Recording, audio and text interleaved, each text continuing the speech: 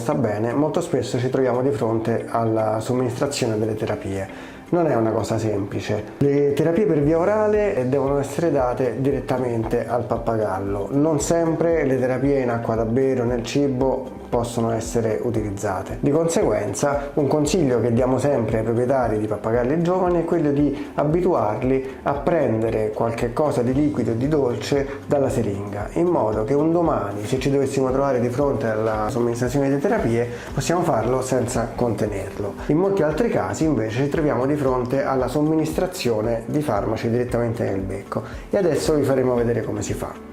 Il modo più semplice per somministrare un farmaco è attraverso una siringa, con la quale potremmo anche graduare e decidere esattamente la dose. La testa va tenuta ferma tra pollice e indice e bisogna evitare che venga ruotata. Dopodiché, con la siringa, generalmente il pappagallo tende a morderla, quindi siamo facilitati. Andiamo ad inserire il liquido nella porzione inferiore e piano piano con la lingua verrà deglutito. Attendiamo un momentino che tutta la quantità venga deglutita, potrebbe perdere qualche goccina e poi riponiamo il pappagallo nella gabbia.